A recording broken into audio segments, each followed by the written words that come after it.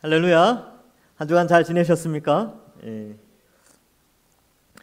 가을이 오는 것 같습니다. 예, 아침 저녁으로는 좀 선선해가지고 이제 좀 살만합니다. 근데 또 이렇게 아침에 여러분들 말씀 듣기 위하여 또 예배드리기 위하여 이곳에 오셨는데 하나님의 크신 은혜가 넘치길 소망합니다. 여러분, 우리 지금 마태복음을 살피고 있지 않습니까? 이 마태복음은 마가, 누가, 요한복음과 마찬가지로 예수님의 행적과 예수님의 말씀 또 기적들 이런 것들을 기록하고 있으면서 예수님이 누구이신지를 우리에게 말씀해주고 있습니다. 앞에서는 예수님이 제자들을 부르시고요, 산에 올라가셔 산상수훈 율법에 대해서 새롭게 정의를 내리시고 가르쳐 주시며 이미 임한 하나님 나라에 들어간 하나님의 백성들이 어떻게 살아야 될 것인가에 대한 새로운 율법을 해석해 주면서 하나님 나라가 이미 이 땅에 임했다라는 것을 가르쳐주고 있습니다. 산에서 내려오셔서는요, 나병 환자와 그리고 백부장의 종을 중풍병을 고쳐주시고 베드로의 장모의 열병을 고쳐주시죠. 그래서 일반 치료 방식이 아니라 말씀만 하면 바로 그 자리에서 완전한 회복으로 하나님이 예수님이 그들을 고쳐주셨습니다. 그래서 이 예수님의 이 병고침 사건을 통해서 우리는 예수님이 재림하셨을 때에 전 세계의 예수님 믿는 사람들이 순식간에 완전하게 모든 사망과 질병에서 깨끗함을 받고 영원한 부활의 몸으로 부활할 것을 이 말씀이 미리 조금 맛보여준다라는 것을 함께 살펴보았습니다. 자, 그래서 예수님은 이제 이 가버나움에서 이 일이 일어났는데 가버나움에 예수님의 집이 있었어요.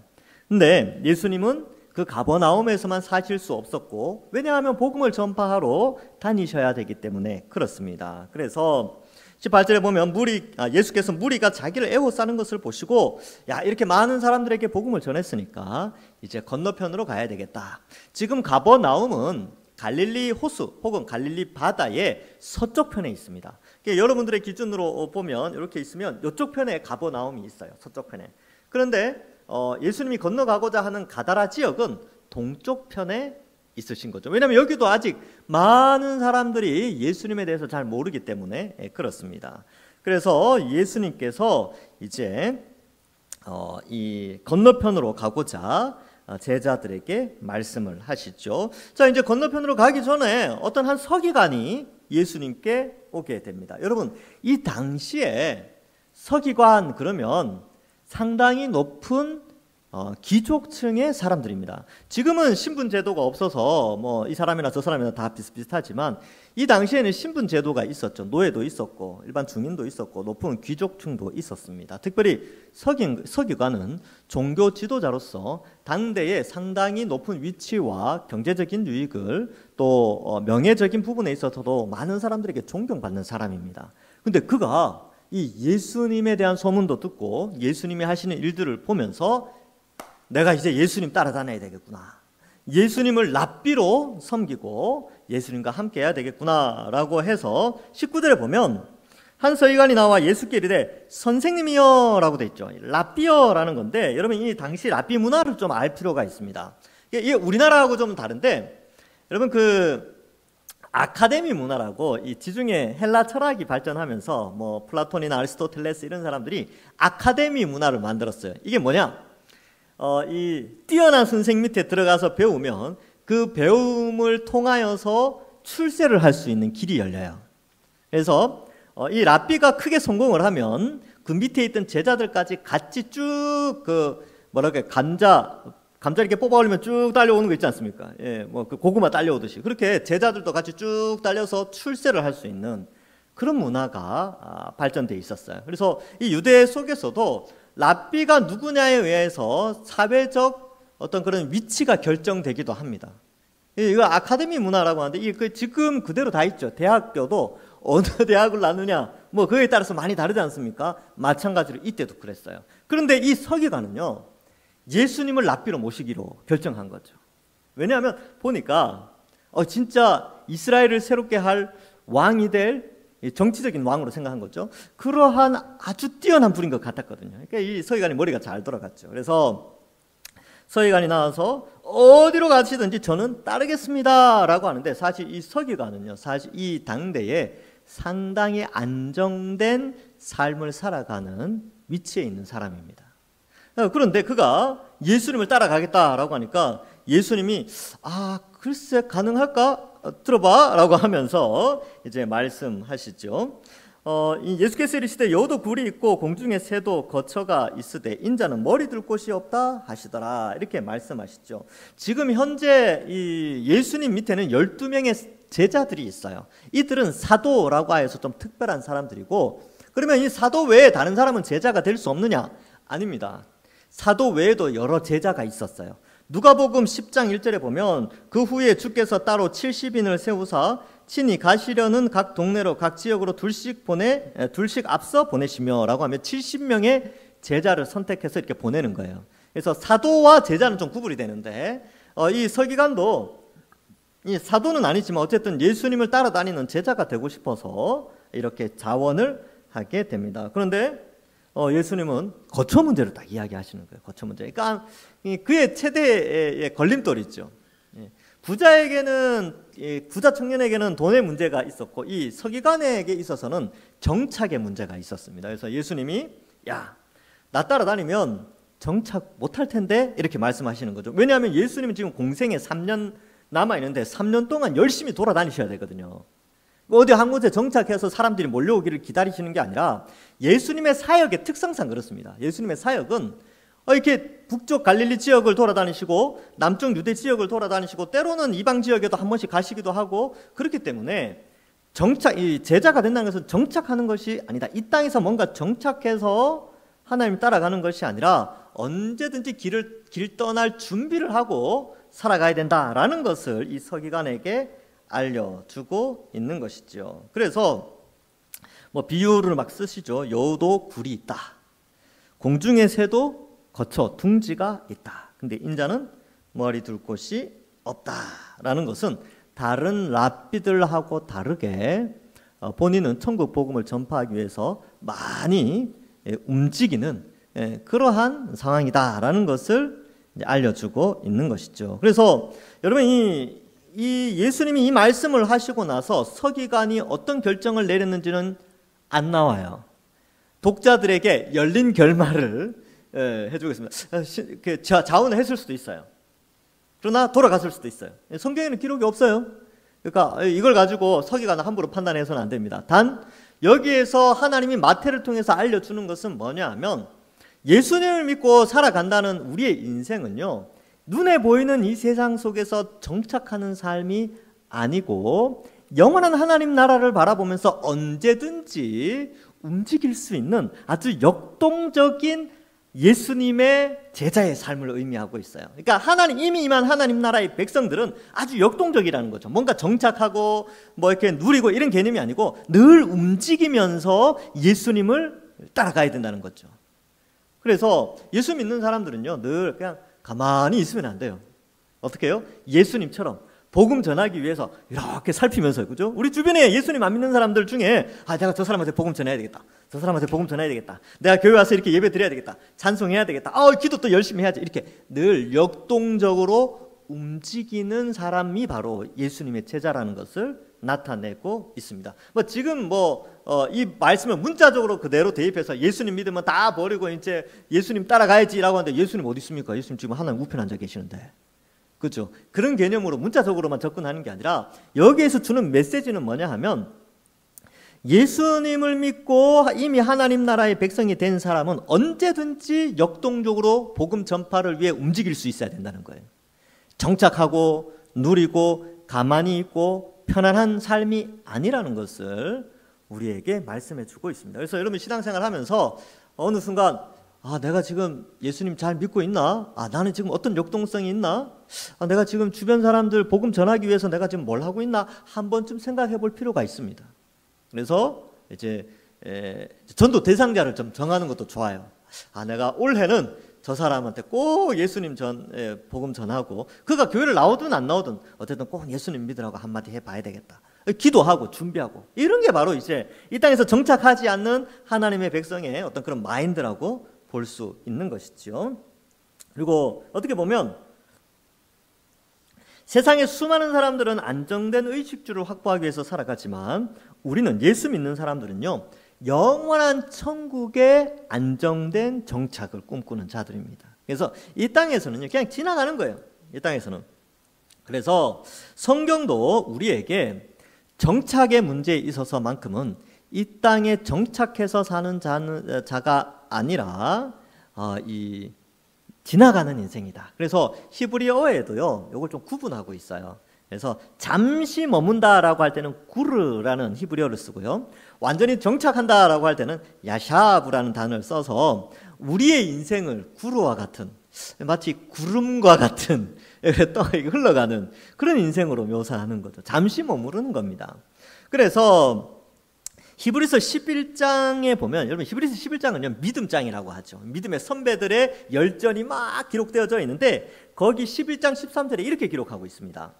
이 사람들은 다 믿음을 따라 죽었으며 약속을 받지 못하였으되 그것을 멀리서 보고 환영하며 또 땅에서는 외국인과 나그네임을 증언하였으니, 영원한 하나님 나라의 정착을 꿈꾸면서 이 땅에서는 외국인처럼 나그네처럼 그렇게 살았다는 것이죠. 여러분 외국 해외여행 가보신 적 있지요? 해외여행 가면요, 아니면 멀리 지방에 여행을 가면 거기서 영원히 삽니까? 아니죠. 잠시 있죠. 휴가 때 잠시 머무는 겁니다. 그리고 집으로 돌아와야지요.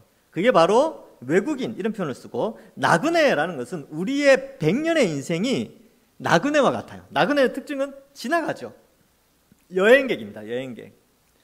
인생은 나그네 길, 그런 대중가요도 있다고 하더라고요. 제가 끝까지는 다 못 들어봤어요. 제가 왜 이걸 하냐면 옛날에 있었던 교회의 목사님이 이 부분만 나오면 맨날 이 노래 불렀어요. 처음부터. 그래서 제가 원래 몰랐는데 들으면서 알았어요. 아, 저런 가요가 있나 보다. 그런 가요가 있대요. 옛날 노래래, 옛날 노래. 참 지혜로운 말인 것 같습니다. 인생은 나그네 길이지요. 우리에게 주는 교훈이 있지요. 그래서 예수님도, 야, 나를 따라오려면 내가 움직이는 삶은 정착의 삶이 아니라 나그네의 삶인데 괜찮겠냐라고 문제를 던져주게 되지요. 베드로전서 2장 11절에도 이렇게 기록되어 있습니다. 사랑하는 자들아, 거류민과 나그네 같은 너희를 권하노니 영혼을 거슬러 싸우는 육체의 정욕을 제어하라. 그래서 우리를 나그네와 같다라고 표현하고 있습니다. 여러분 100년의 인생 짧습니다. 네. 그래서 제가 전에도 말씀드렸죠. 저희 할머니가 96세에 돌아가셨고 증조 할머니도 96세에 돌아가셨어요. 제가 할머니한테 여쭤봤죠. 이게 한 90세쯤 돼서 할머니 어쩌고 이야기 하다가 할머니가 그러시더라고요. 야, 90년 금방 지나간다. 순식간에 지나간다. 저희 어머니가 81세에 돌아가셨는데 제가 80세쯤이었어요. 한 80년 이야기 하시면서, 야, 80년 순식간에 지나간다. 너 목회 잘해라. 그러더라고요. 정말 그런 것 같습니다. 벌써 가을바람 불지 않습니까? 그렇죠?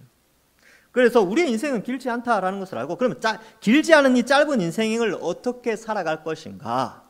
이 예수님께서 제자를 부르는 이 장면에서 예수님을 따라가는 일에 뭔가 정착하고 이 땅에 눈에 보이는 세상에 정착하는 것이 아니라 열심으로 역동적으로 믿음생활, 신앙생활 잘해야 되는구나, 이러한 것을 우리에게 가르쳐주고 있고요. 21절과 22절에는 이제는 서기관은 제자는 아니었죠. 근데 제자 중에 어떤 사람이 이르되, 주여 내가 먼저 가서 내 아버지를 장사하게 허락하옵소서. 예수께서 이르시되 죽은 자들이 그들의 죽은 자들을 장사하게 하고 너는 나를 따르라 하시니라. 여러분 유교적 관점과 전통적 관점에서 장례를 치르지 않는다는 것은 이 자녀로서 아주 불효로 하고 사회적으로도 상당히 비난을 받지요. 그죠? 그런 거 아닙니까? 근데요, 유대 사회는 그렇지 않았어요. 유대 사회는 하나님께 헌신된 사람은 장례를 치르지 않아도 됩니다. 왜냐하면 율법에 시신을 만지면 부정하게 되거든요. 근데 그가 지금 하는 일이 거룩한 일에 뛰어든 사람이라면 장례를 치를 수가 없어요. 그래서 민수기 6장 6절에서 8절에 보면 나시린이 나오는데, 나시린은 구별되어져서 하나님께 봉사하는 자들이거든요. 그래서 특별한 기간을 두고 하나님께 봉사하다가 집에 장례가 나버렸어. 그런데 하나님이 어떻게 말씀하시느냐, 이렇게 기록하고 있습니다. 자기의 몸을 구별하여 여호와께 드리는 모든 날 동안, 나시린의 정한 날이에요. 그 동안에는 시체를 가까이 하지 말 것이요, 그의 부모가 나오죠. 형제, 자매가 죽은 때라도 그로 말미암아 몸을 더럽히지 말 것이니 이는 자기의 몸을 구별하여 하나님께 드리는 표가 그의 머리에 있습니다. 자기의 몸을 구별하는 모든 날 동안 그는 여호와께 거룩한 자니라. 그래서 이 유대 율법에 비추면 하나님께 헌신된 기간에는 아버지께 가지 않, 아버지가 장래가 나지만 안 가도 이것이 헌신된 기간이기 때문에 구별된 기간이기 때문에 안 가게 돼요. 지금 예수님을 따르겠다고 결정한 그 기간 동안에는 예수님이 야 네가 나를 따르겠다고 하나님 나라를 위하여서 주를 위하여 헌신했다라고 하는 이 기간 동안에 부모가 장래 났다고 가는 게 아니라 지금 나를 따라서 복음 전파하러 가야 된다라고 하는 건데 이것이 우리의 입장에서는 이해가 안 되는데 2000년 전 그 당시에는 그냥 자연스러운 거예요. 누구도 욕하지 않습니다 이걸로. 그래서 지금 예수님 뭘 말씀하시냐면 하나님께 헌신되었다면 이 제자죠 제자 이미 헌신한 사람이지 않습니까? 이미 헌신됐다면 그것에 집중해서 우선순위를 예수님을 따르고 예수님의 사역에 동참하는 것에 우선순위를 둬라라는 것을 말해주고 있습니다. 여러분 우리도 마찬가지죠. 우리가 하나님 나라의 백성으로 우리가 헌신을 했잖아요.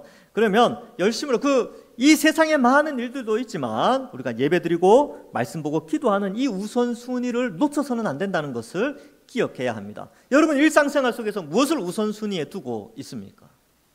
그리고 여러분들 이 미래를 계획하는 것 그렇죠? 미래를 계획할 때 무엇을 우선순위로 둡니까? 10년 후의 우선순위는 무엇입니까? 이렇게 생각해 볼 때 그리스도인들의 10년 후의 계획은 이런 거죠. 10년 후까지 내가 한 2사람, 3사람 정도는 전도하고 10년 후까지 내가 성경은 몇 번 읽고 10년 후까지는 내가 이제 교회에서 이런 봉사하고 이런 것이 우리의 우선순위에 들어가 있어야 돼요. 근데 대부분의 사람들은 어때요? 예수님 믿지 않는 자들은 10년 후에 뭘 사고 뭘 하고 뭐 이런 게 이제 세상에 속한 것이잖아요. 그걸 비전이라고 표현하는데 우리의 비전은요 바로 우선순위를 하나님께 두어서 인생을 계획하는 것이 우리의 우선순위가 되는 것입니다. 자녀 교육도 마찬가지고요. 노후 준비도 다 마찬가지입니다. 그렇게 우선순위를 하나님께 두는 것이죠. 그럼 미래뿐만 아니라 현재 우선순위도 마찬가지예요. 그래서 주일날 예배 드리는 것, 봉사하는 것, 이런 것들도 다 삶의 우선순위와 연결되어져 있습니다. 그래서 삶의 계획을 잘 잡아야 돼요. 하나님 알아서 해주겠지 그게 아니고 하나님 우선순위로 계획표를 세워야 됩니다. 그래서 예수님이 너는 나를 따르라 라고 말씀하시죠. 여기에도 결론은 열려 있어요. 열린 결말이라고 하죠. 이 제자가 어떤 선택을 했는지 나오지는 않지만 예수님의 말을 통하여서 원리를 설명해 주고 있습니다.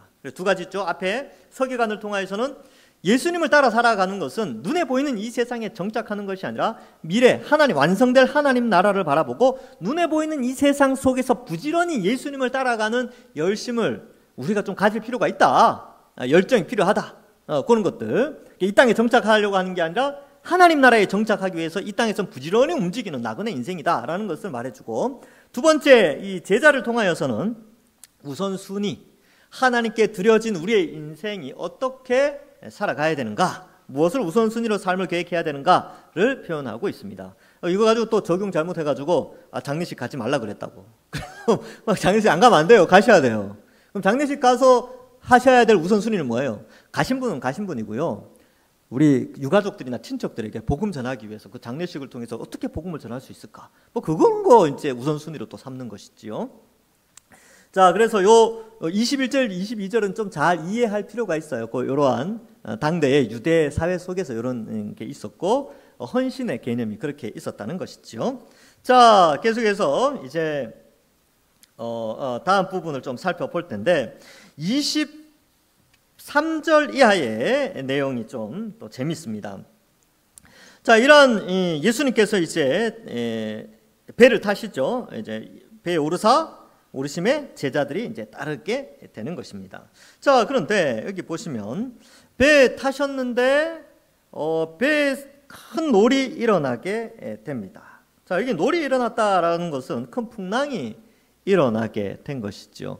여러분 우리는 이렇게 생각할 수 있어요. 예수님 믿고 예수님 따라가면 만사형통 모든 일이 잘 된다 그렇게 생각하지는 않습니까? 그런데 실제로 예수님 믿고 나서 우리가 원하는 방향대로 삶이 전개되지 않을 때가 상당히 많이 있습니다. 그래서 하나님을 원망하는 사람들도 많이 봤어요. 큰 병을 얻는다든지 하시는 사업도 잘 안 될 때도 있고요.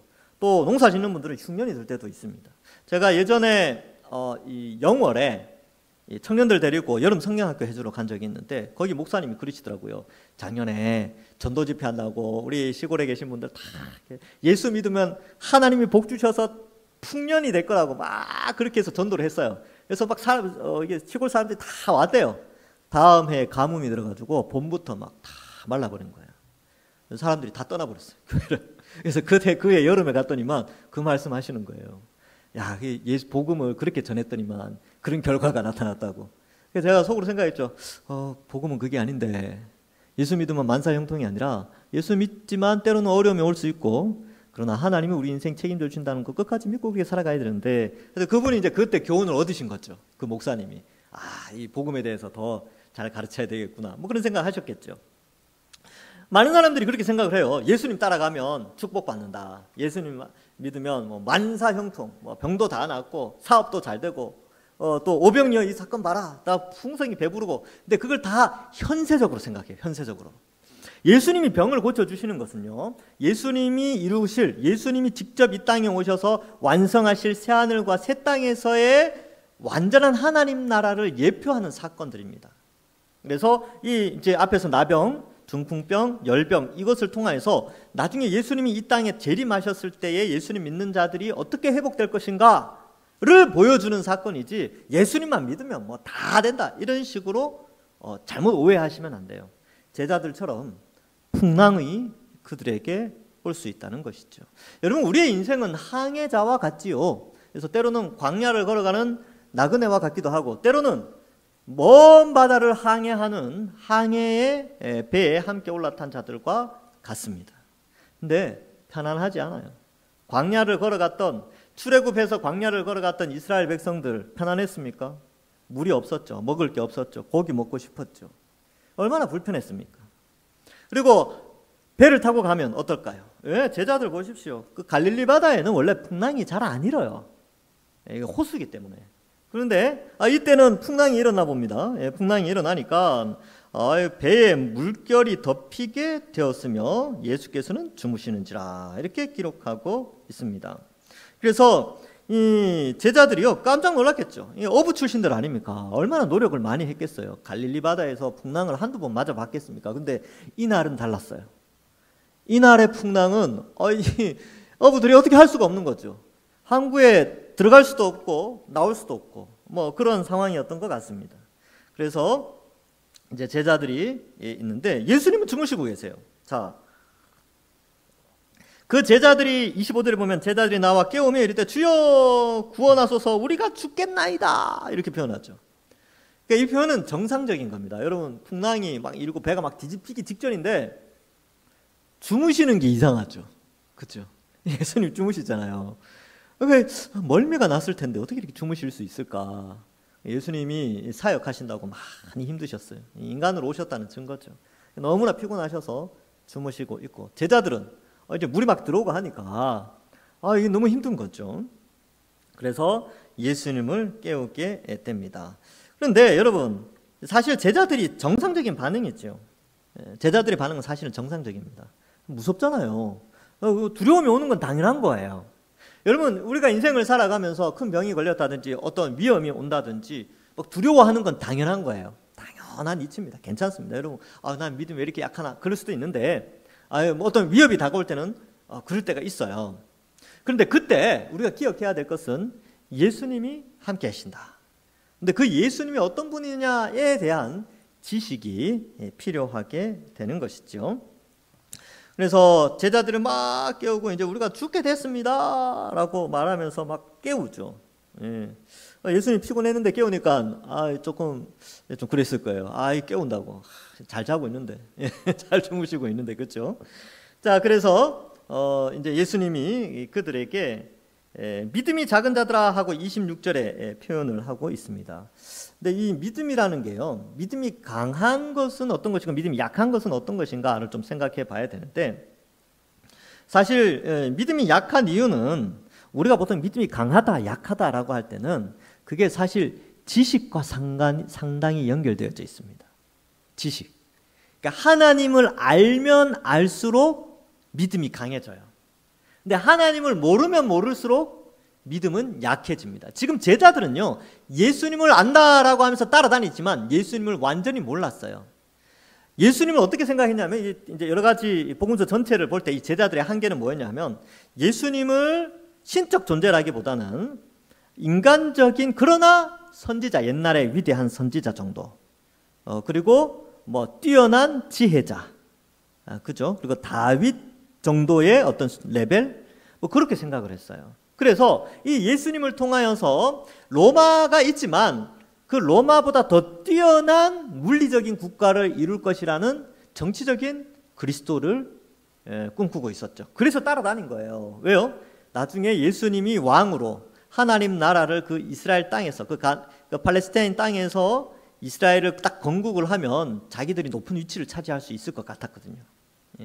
이 땅에서 온전한, 안전한, 편안한 정착의 삶을 살고 예수님 때문에 그러한 삶을 살 수 있을 줄로 제자들이 생각을 한 거예요.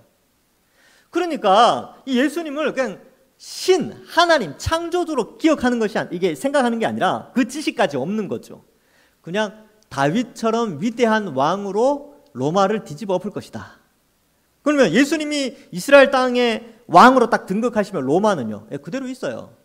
옆에 다른 나라들은 그대로 있다니까요. 단지 이스라엘이 세계에서 강대국이 되어서 떵떵거리며 살 것이다 라고 하는 정치적인 그리스도, 메시아 개념이 이들에게 있었습니다. 그래서 뒤에 가서요, 자리 싸움 하는 장면도 나와요. 내가 오른쪽, 네가 왼쪽, 뭐 이런 거 나옵니다. 그런데 이 장면을 통하여서 그들의 믿음을 강하게 하시는데, 어떻게 강하게 하시느냐 하면 예수님이 누구이신가를 알려줘요. 즉 지식을 심어줍니다. 그래서 믿음은 지식에서 나와요. 잘 배워야 됩니다. 로마서 10장 17절에 그러므로 믿음은 들음에서 나며 들음은 그리스도의 말씀으로 말미암느니라. 옛날에는 그랬죠. 지식을 습득하는 게 듣는 거였어요. 왜냐하면 글을 아는 사람들이 많이 없었으니까. 그래서 사도 바울이 로마서를 쓸 때는 글을 알지 못하는 사람들도 많이 있기 때문에 잘 들어야 된다. 지금은 글을 아는 사람들이 많잖아요. 그래서 잘 읽고 성경을 잘 배우면 믿음이 자라게 되어 있습니다. 보통 우리가 예수님 믿고 나서 그렇게 기도를 하죠. 내가 믿음이 좀 자랐으면 좋겠다. 하나님, 내가 이 땅을 살아가는데 믿음이 강한 사람이 되게 해주십시오. 이렇게 기도하셨잖아요. 그러면 이 하나님이 그 기도를 들으시고 응답하십니다. 누구를 통해서? 교회에 오면 목사님을 통해서. 목사님이 뭐라 그래요? 말씀 읽으십시오. 이렇게 말하죠. 말씀 읽고 말씀 배우십시오. 그게 기도 응답이에요. 왜냐하면 그게 믿음이 자라는 방식. 다른 길이 없어요. 성경에는 믿음은 들음에서 난다고 되어 있거든요. 그래서 여러분들 가운데 나 믿음 좀 잘 자랐으면 좋겠다 이런 분들 있습니까? 예수님한테 꾸중 안 듣기 위해서 에이 믿음이 작은 자들아 이렇게 말을 안 듣기 위해서 나도 믿음이 더 자라야지 이렇게 적용하신다면 성경 읽으시면 돼요. 그리고 교회 나와서 예배 잘 들으시고 설교 시간에 잘 집중하시고 또 말씀이 있는 자리를 사모하시면서 열심히 나오시면 되고요. 뭐 양육과정 제가 지금 하고 있는데 그거 이제 보시면 됩니다. 목요일 날 영상을 올렸는데 벌써 한 60회 이상 누군가는 보고 있는 것 같아요. 감사합니다. 네. 근데 그렇게 하면서 믿음이 자랍니다. 신앙이 자라는 것이죠. 그래서 아는 것과 믿음이 아주 밀접하게 연결되어져 있다. 에베소서에도 믿는 것과 아는 것의 하나가 되어라고 표현을 하고 있지요.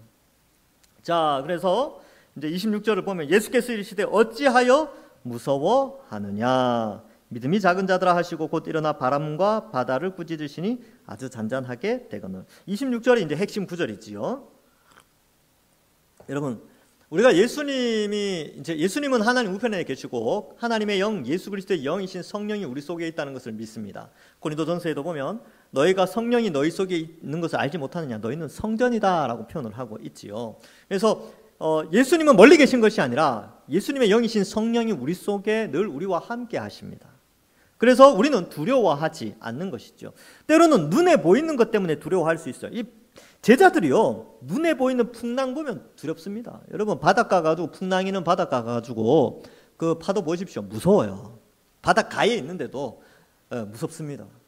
저도 이번에 이제 태풍 올 때 바닷가에 있었는데 와, 무섭더라고요. 멋있긴 하더라고요. 멀리서 보니까. 가까이 가면 무서워요. 근데 배에 타고 있었으니까 얼마나 무서웠을까. 그러니까 눈에 보이는 것 때문에 두려움을 가지는 것은 인간의 어떤 모습이긴 하지요. 우리가 인생을 살아가면서 우리 앞에 다가오는 풍랑과 같은 두려움의 요소들이 있습니다.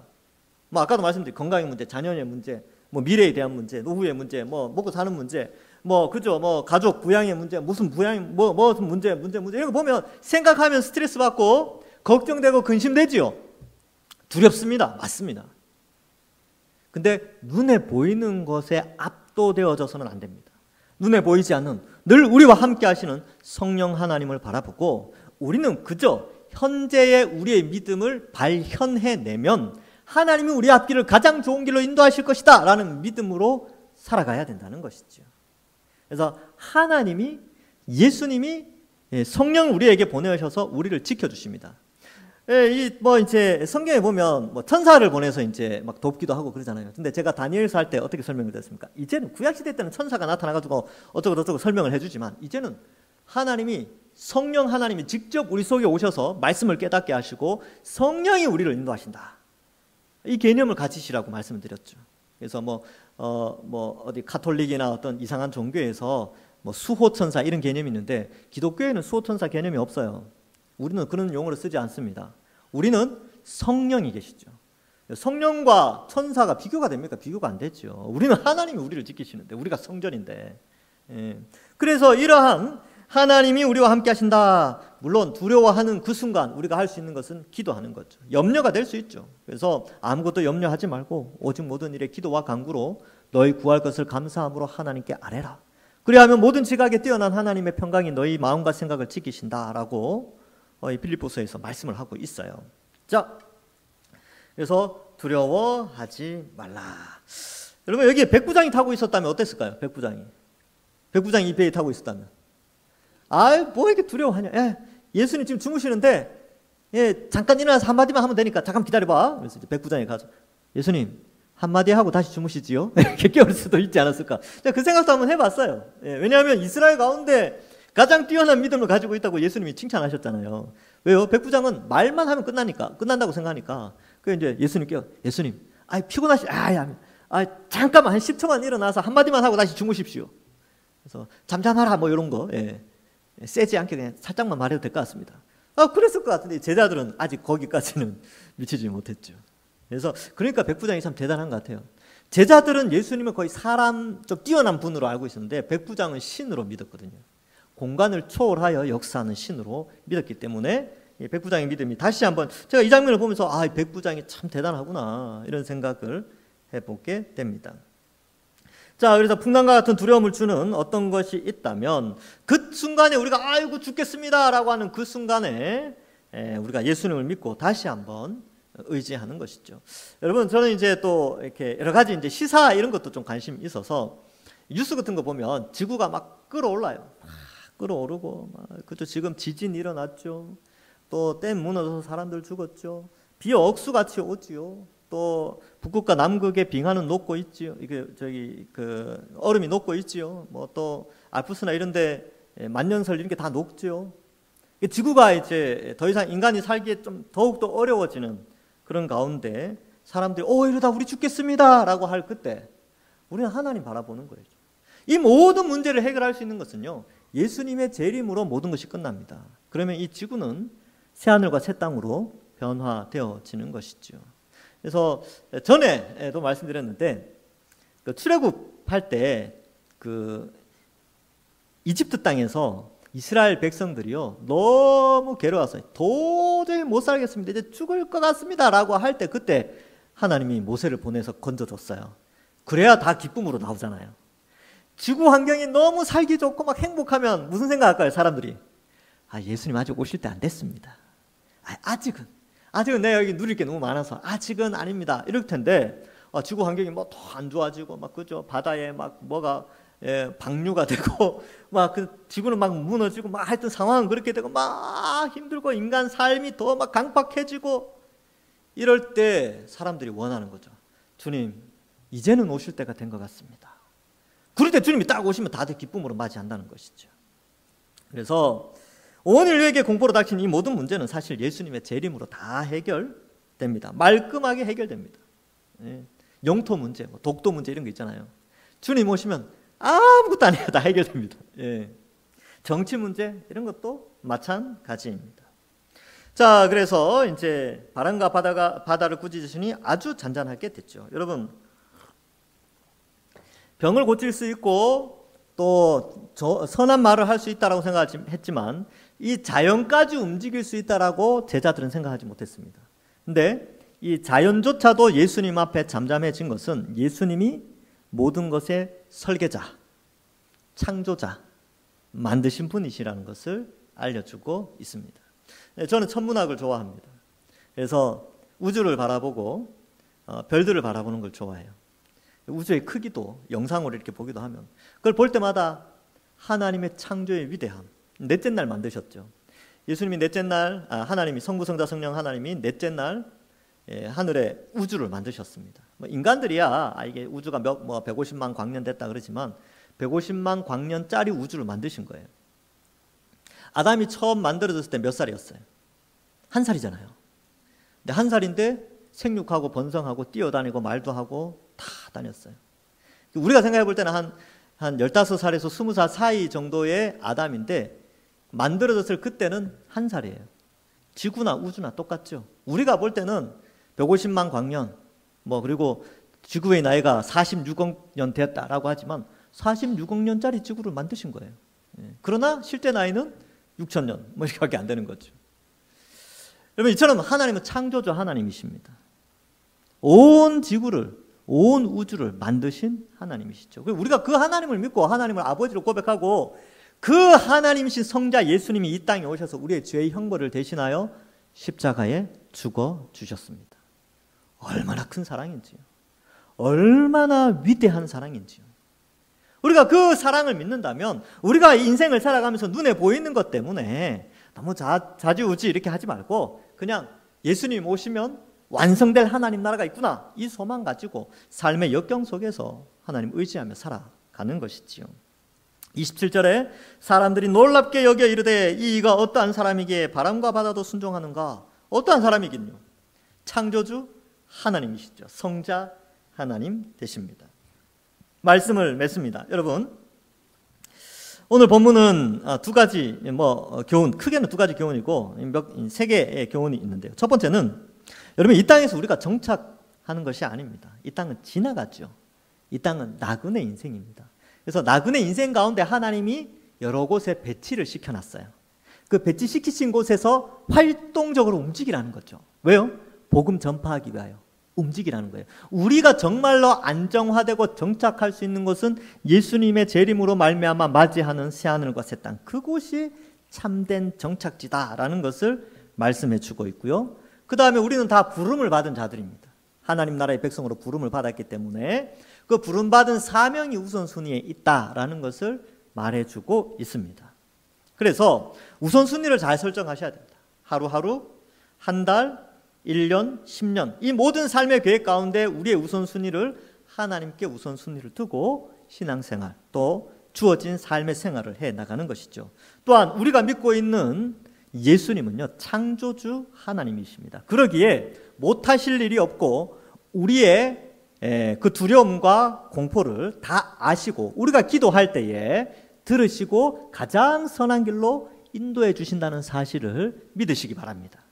그러한 하나님을 우리가 믿고 있다는 사실을 가지고 이번 한 주간, 어쩌면 이번 한 주간도 여러분들의 인생 가운데 풍랑과 같은 두려움이 여러분들에게 오실 수도 있어요.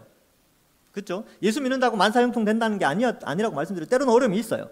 그러나 성령이 우리 속에 있어서 우리를 인도하시고 가장 선한 길로 인도해 주실 것을 믿고, 때로는 시간이 좀 오래 걸리고 인내가 필요하다 하더라도 기도하면서 하나님의 가장 좋은 길을 꿈꾸며 또 견뎌내시고 한 주간 믿음 생활 잘하셔서 하나님께 영광 돌리는 모든 주의 백성들 되기를 주님의 이름으로 간절히 축원합니다. 기도하겠습니다. 하나님 감사합니다. 이번 한 주간 또 우리를 지켜주시고 인도하시고 또 오늘 말씀을 통하여서 큰 은혜 주시니 감사합니다.